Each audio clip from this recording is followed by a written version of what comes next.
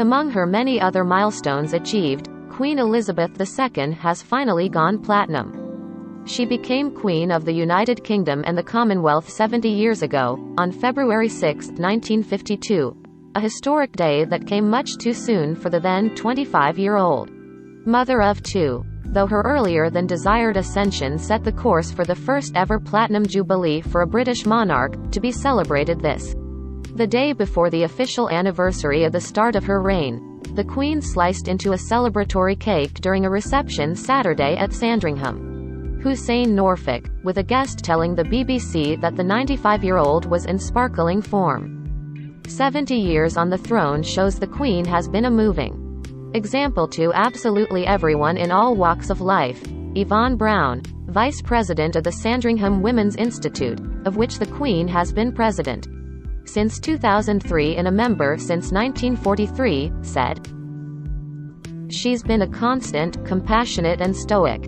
Everything that makes a perfect human being," Brown continued, "and has a great strength of character and has overcome so many things. But Accession Day itself, February 6, has always been a time of solemn reflection for the Queen, who assumed the role the minute her father, King George VI, died on that date at only 56 years old. Most years, like this one, have found her at Sandringham, where she prefers to spend Christmas and then stays on to mark this occasion, before returning to Buckingham Palace in London. Last year she was at Windsor Castle, having been there since the onset of COVID-19 pandemic in March 2020. And this Sunday will be even quieter than usual, it being her first accession day without her husband, Prince Philip, who died last April at the age of 99. They'd been married for a little more than 4 years when she became Queen. Watch. Queen Elizabeth II honors Prince Philip with a special accessory. She's been with him for 73 years and he's been by her side, as she said, her strength and her stay, biographer Sally Bedell Smith, whose books include Elizabeth the Queen, The Life of a Modern Monarch, told E! News in an interview after the Duke of Edinburgh's passing. "And I think, even though everybody became accustomed to seeing her on her own once Philip retired from public life in 2017, at the same time, everybody knew that he was there for. And yet, to no one's surprise, the Queen soldiered on. 4 days after Philip's April 9 death, she kept to the engagement on her schedule, a retirement ceremony at Windsor Castle for former Lord Chamberlain Earl William Peel, the most senior member of the royal household staff. As some royal watchers pointed out, the pandemic at least gave the Queen and Philip an opportunity to spend more time together, in the same residence and without pressing appearances taking at least one of them away most days, than they had had since the earliest years of their marriage, before duty was thrust upon her far earlier than either she or her husband were initially led to expect. One wonders how much time, if any, the unflappable royal has spent pondering the turn her life took. Though she was born a princess, third in line to the throne, and groomed from an early age for the most public of public service, becoming queen wasn't originally in the stars as far as the family tree was concerned. In fact, even her beloved paternal grandfather King George V, a grandson of Queen Victoria, was, as a second-born son, considered a spare heir. But George V's older brother, Prince Albert Victor, died when he was 28, of pneumonia during a flu epidemic, making George the presumptive heir. Amid the endless layers of conspiratorial lore surrounding the royal family, it's been suggested that Albert was Jack the Ripper. Thanks to documentation of his whereabouts, he appears to have alibied himself out of contention. George V ascended to the throne on May 6, 1910, when his father, King Edward VII, died. George V and his wife, Queen Mary, had 6 children, their youngest, Prince John, suffered from severe epileptic seizures and died in his sleep at 13. Prince Edward Albert Christian George Andrew Patrick David, he went by David, was George V and Mary's eldest, followed by brother Prince Albert Frederick. Arthur George. Are these names starting to sound familiar? Albert, or Bertie as his family called him, married Elizabeth Bowes Lyon in 1923 and they became the Duke and Duchess of York. They had 2 girls, Princess Elizabeth Alexandra Mary and Princess Margaret Rose.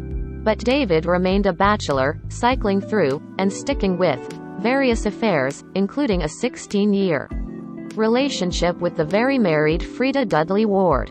One school of thought is that Bertie's wife was actually in love with David, who despite being, by many accounts, a not particularly impressive man and possibly not mentally stable, was easily the most eligible bachelor in Britain, made all the more so when he became King Edward VIII on January 20, 1936, when George V died. By then, however, David had already lost his heart to Wallis Simpson, the soon-to-be twice-divorced American who, with Britain also on the brink of war with Germany, no less than helped reroute the course of history. My theory is that the Queen Mother was really rather in love with the Duke of Windsor and probably would have quite liked to have married him. Hugo Vickers, author of the Wallis Simpson biography Behind Closed Doors, told NPR in 2011. It must have passed through her mind. And I think it suited her very well to present the Duchess of Windsor as the woman who stole the king. And people rather swallowed that line. Princess Elizabeth was very close to her paternal grandfather, and in a November 6, 1935, diary entry, an ailing George V wrote that he hoped his oldest boy, David, wouldn't have an heir, so that the crown would then pass to Albert and then, eventually, to Elizabeth. Determined to marry Wallis, King Edward VIII abdicated for love on December 11, 1936, vaulting his brother onto the throne as King George VI. Does that mean that you will have to be the next queen? 6-year-old Margaret asked her 10-year-old sister, whose loved ones called her Lilibet. Yes. Someday, Elizabeth said. Poor you, Margaret replied. But Elizabeth's childhood went on as scheduled, at least until the onset of World War II changed all of Great Britain's fortunes for the foreseeable future. The princess and heir apparent gave her first radio address from Windsor Castle at the age of 14, on October 13, 1940, during the BBC's Children's Hour. Thousands of you in this country have had to leave your homes and be separated from your fathers and mothers, the teen said.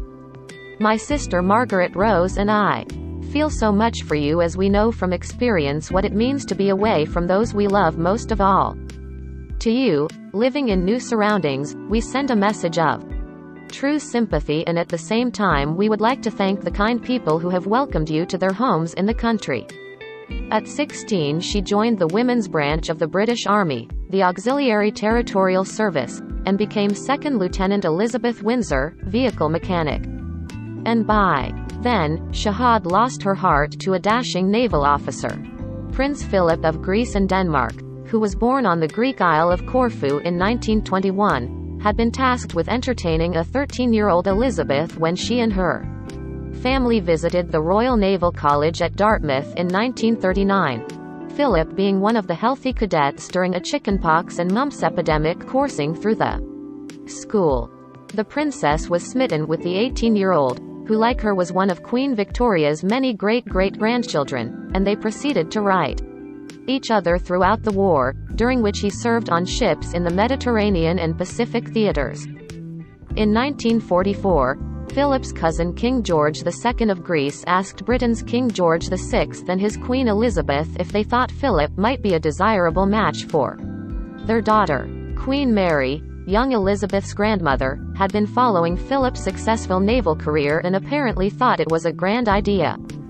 George VI agreed that Philip had many fine qualities, but told his mother that Elizabeth, then 18, was too young for that now, according to historian John Wheeler Bennett. After a relatively discreet courtship, Philip proposed in 1946 and, following George VI's request that they wait till Elizabeth was 21 to announce the engagement, they went public as a betrothed couple on July 9, 1947. Right before the wedding, George VI bestowed Philip, who in becoming a British citizen had ditched the Greece and Denmark heritage and adopted Mountbatten as a surname, with the titles of Duke of Edinburgh, Earl of Merioneth and Baron Greenwich, as well as designated his future son-in-law His Royal Highness. A week earlier George VI had made his daughter an Order of the Garter, the highest personal honor a monarch can bestow, and he followed suit with Philip. Elizabeth and Philip married on November 20, 1947, at Westminster Abbey in front of a group that was notable for its absences. Edward and Wallis were basically exiled in Paris, and none of Philip's three sisters were there, having all married Germans. They had a conservatively sized wedding breakfast, only 150 people, and honeymooned pretty locally, not wanting to take an ostentatious trip so soon after the war. At Broadlands House, a Hampshire estate that belonged to Philip's beloved uncle Lord Mountbatten, and then Berkall in Scotland, part of the royal family's Balmoral residence. They were back in London by December 14, 1947, George VI's 52nd birthday. Their first child, Prince Charles, was born November 14, 1948. All the while, and as seen on The Crown, the looming spectre of destiny hung over the future queen and her consort. Philip was aware that his promising military career would have to end once his wife became queen, but he devoted himself to the Royal Navy while he could. In the fall-off 1949, he returned to active duty in Malta, and Elizabeth joined him for their second wedding anniversary, leaving Charles in the care of her parents. The couple spent the majority of the next 2 years in Malta, by all accounts enjoying their time there together very much. Their daughter, Princess Anne, was born in 1950. Prince Andrew and Prince Edward came along a ways later, in 1960 and 1964. Ever since she was 10 years old, though, Elizabeth knew that, barring an unlikely twist of fate, she would become queen one day, and she made a point of observing her father as he went about being king, and a wartime king, at that. She admired how hard he worked to overcome his stammer when he prepared to address the nation at Christmas, an annual tradition started by his father in 1932 and which his daughter carries on to this day. Though she shared her father and grandfather's fiery temper as a child, Elizabeth worked on becoming the picture of stoicism and grace. Overall, she said that her father's steadfastness served as a model for her, according to Bedell Smith. When she was a teenager, they took long walks together at Windsor Home Park, Sandringham and Balmoral. One of the reasons the Queen has particular affection for those royal residences, and George VI would share his experiences and advise her about her future job. Which, Ascension being what it is, he knew he wouldn't live to see her do. Because of the war, the King and Queen's first official trip abroad together with their daughters, we four, as George VI sweetly called them, 3 months in Rhodesia, now Zimbabwe, and South Africa, plus a month at sea traveling back and forth, didn't occur until early 1947. That was Princess Elizabeth's first up-close and personal look at the United Kingdom's reach around the globe, and her father wanted to instill in her the same great pride he took in country and the trip also, incidentally, marked what was considered the real test of Elizabeth's affection for her fiancé. She passed, carrying a picture of Philip with her and writing to him throughout. She also turned 21 while in South Africa that April. A ball was thrown in her honor, among various celebratory gestures, and was looking forward to her engagement being announced that summer. Per Bedell Smith, former U.S. First Lady Eleanor Roosevelt recounted being impressed with Elizabeth on a trip to Windsor Castle in 1948, happy to find the princess interested in learning all about social problems and how they were being handled. When Prince Charles was born that November, George VI was said to be simply delighted by the success of everything. But the king was also in increasingly poor health. Suffering from arteriosclerosis, he underwent surgery to improve circulation in his legs in March 1949. He tried to maintain a full schedule during the time Philip was stationed in Malta, but, by May 1951, he was suffering from a cough that would not go away. Elizabeth returned home to appear in his stead at various events, including the trooping of the Colour Parade that June. In The Crown, it shows George VI, played by Jared Harris, having an entire lung removed, only to quickly learn that the other wasn't in much better shape. And that's about what happened in real life. In September 1951, a biopsy confirmed cancer in George VI's left lung and doctors removed the entire organ. The palace did not share the severity of the king's condition with the public, instead releasing updates after his surgery that he was making progress. Elizabeth and Philip postponed a trip to Canada that October by 2 weeks until they were sure her father was stable, and then they took their first transatlantic flight together, rather than travel by ship, to save time. They were back in time for Christmas, and the whole family, King, Queen, their 2 daughters, son-in-law, 2 grandchildren, matriarch Queen Mary and numerous other relatives, spent the holiday together at Sandringham. King George VI and Queen Elizabeth were originally planning a nearly 6-month tour of Australia, New Zealand and Ceylon, now Sri Lanka, but the king's health was too fragile and he dispatched Elizabeth and Philip to go in their stead. The couple first planned a stop in Kenya, where they had been gifted a retreat as a wedding present. George VI was at the airport to see them off on January 31, 1952. On February 5, Elizabeth and Philip checked into the Treetops Hotel, which, as it sounds, was nestled amid the branches of a tree looking out over a game preserve near Mount Kenya. An avid amateur filmmaker, and usually the one wielding the camera behind all of the family's home movies, Elizabeth shot video of the monkeys, elephants and other animals they could see from their perch. They stayed up till almost dawn. Back in England, George VI enjoyed a day of shooting hare at Sandringham, had dinner with his wife and Princess Margaret, and retired to bed at around 10:30 p.m. Early on the morning of February 6, he died of coronary thrombosis, a blood clot in the heart.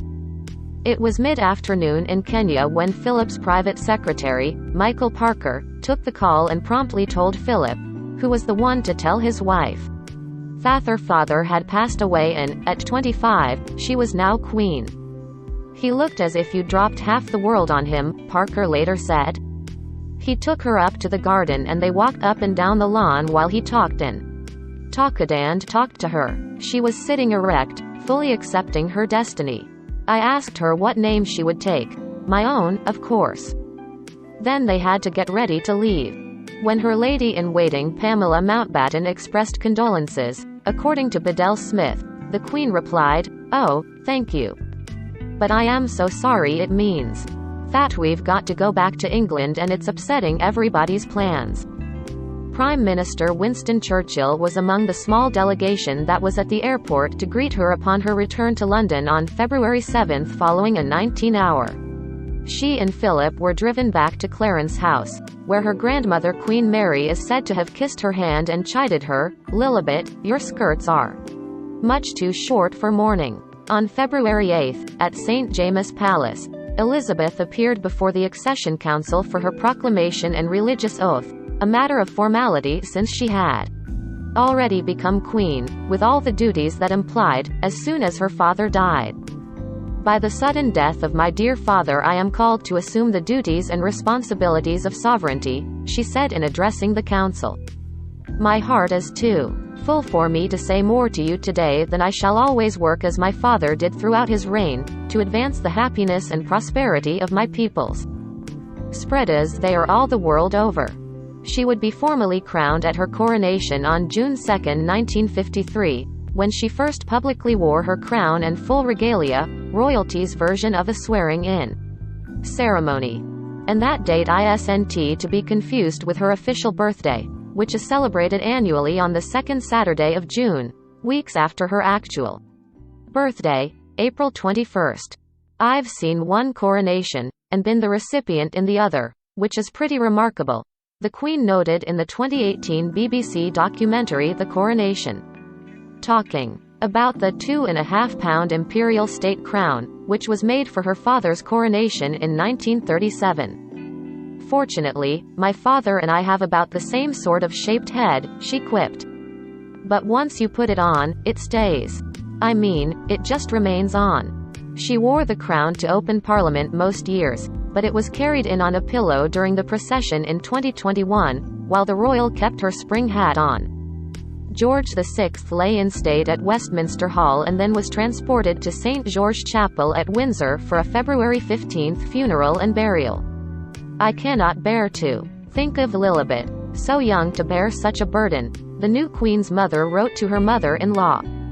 12 days later, on February 27, the young Queen presided over her first investiture, handing out honors to 2,500 citizens and members of the military for Servicito the nation. She has given out hundreds of thousands of such honors over the years.